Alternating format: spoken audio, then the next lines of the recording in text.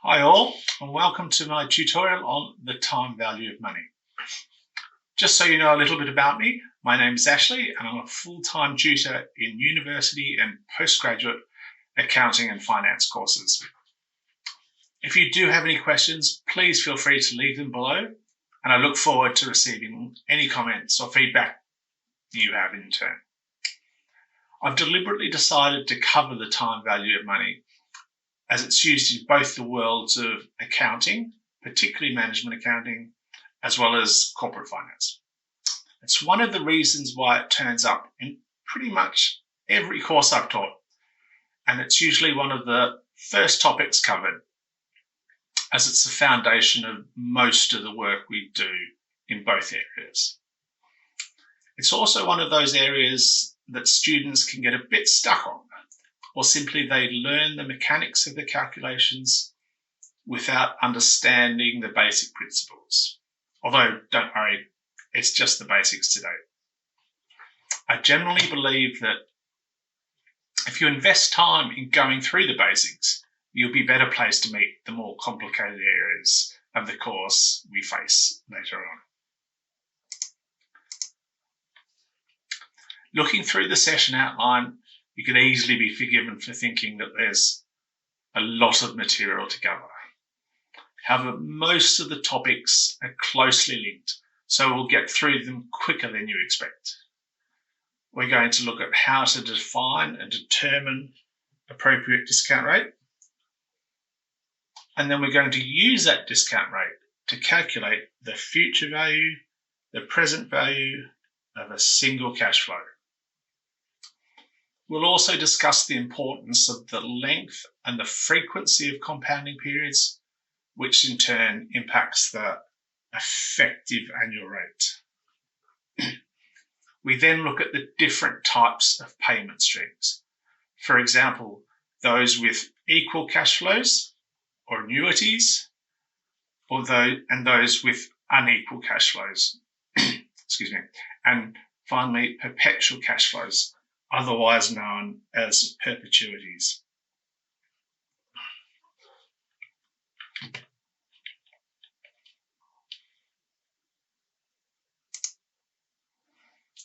To be honest with you, I think one of the reasons that students struggle with this topic is that the name of the topic can be misleading.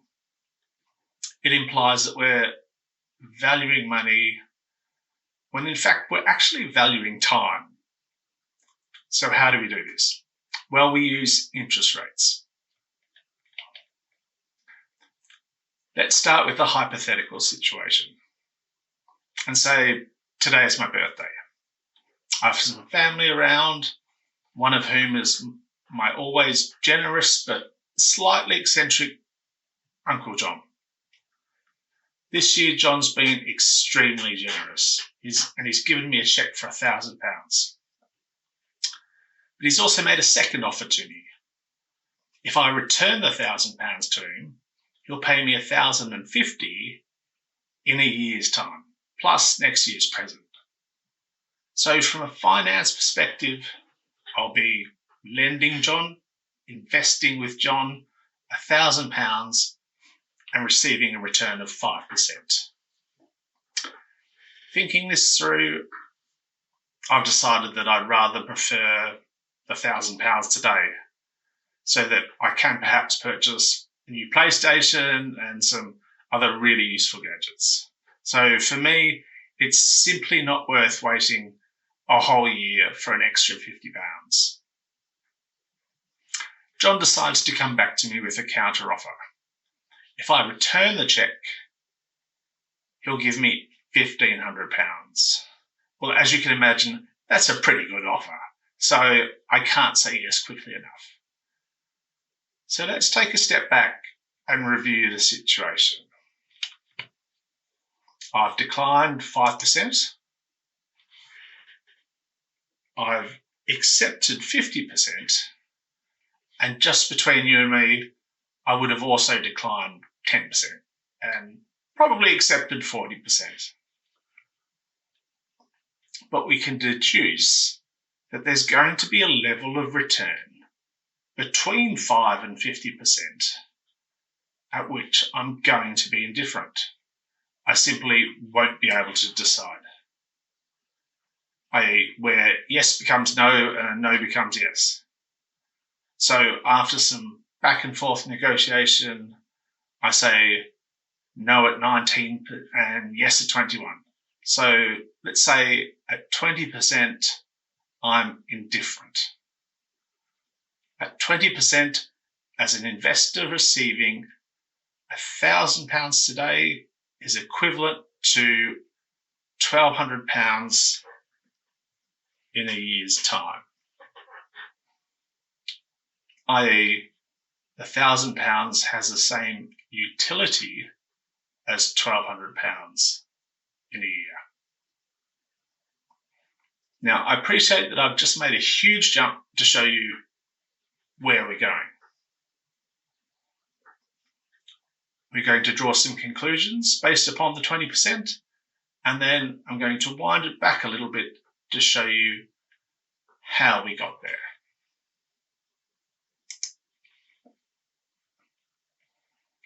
So what conclusions can we draw?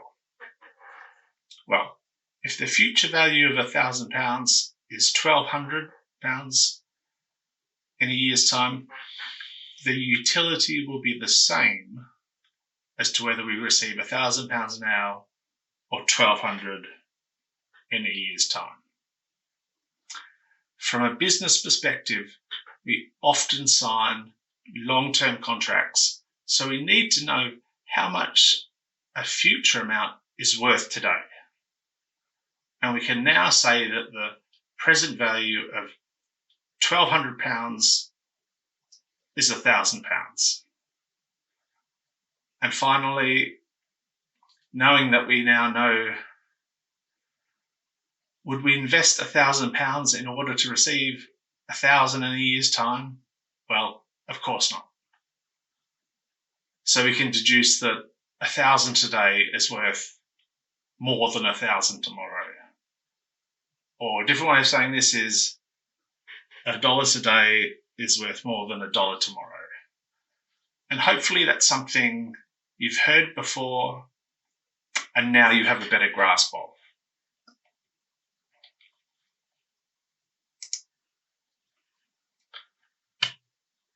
So why would we prefer to have the funds now?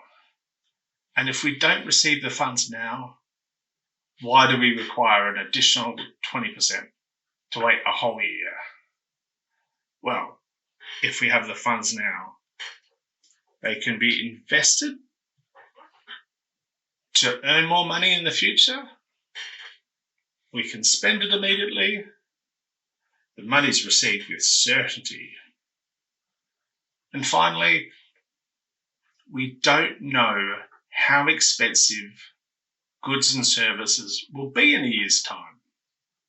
So if we're going to save the funds, we need to ensure that the return we earn is in excess of inflation so that our purchasing parity is retained. Another way of saying this is that inflation will reduce the nominal value.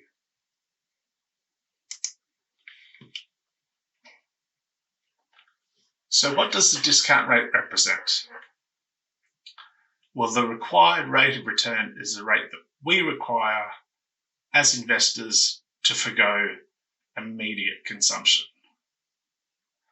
Secondly, the discount rate tells us what is today's value of a future amount. And finally, it represents the opportunity cost. If we've decided to invest £1,000 for a full year, what alternatives are we forgoing? What other opportunities did we have for that £1,000 that we are now missing out on, i.e., the next best alternative? And we need to ensure that our discount rate exceeds our opportunity cost.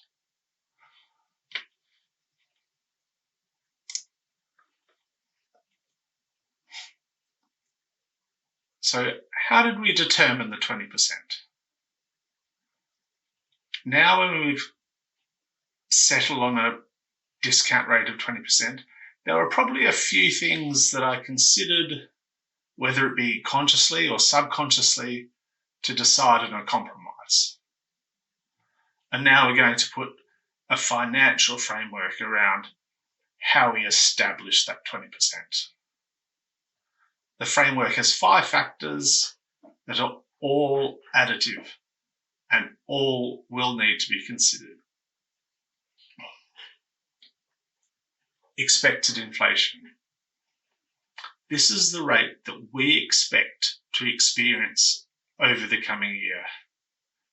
It's not the actual inflation rate, because obviously at the start of the year, we don't know what the actual rate is. So we can only take a best efforts basis guess at what inflation will be. The real risk-free rate is the rate we would receive if we did nothing with the money. We put it in the bank and forgot about it. And most importantly, we were guaranteed to get it back. For the vast majority of questions that you'll face, the real risk-free rate will either be given to you or it will be cited as the US Treasury bill or bond rate for the majority of questions.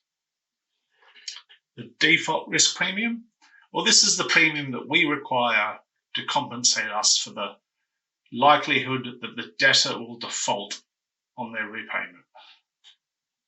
i.e., John doesn't pay us. The liquidity premium is linked. This represents the premium that we also require to cover the risk of the time lost and the value lost if the debtor defaults, i.e., John doesn't pay us, but we can convert his debt into cash. And finally, the maturity risk premium represents the time that we are without these funds. Needless to say, the longer we're without these funds, the higher the premium. This is particularly important for valuing fixed income securities, as the longer the maturity, the longer the duration of a bond, the more susceptible it will be to changes in the interest rate and therefore more volatile in value. Now, I also wanted to take this moment to distinguish between the nominal interest rate and the real risk-free rate. In short, the nominal rate includes inflation. It's the one you see in bank windows, it's the mortgage rate that you pay, and it's really important to us from an investment perspective because we need to receive a return in excess of both inflation and the real risk-free rate.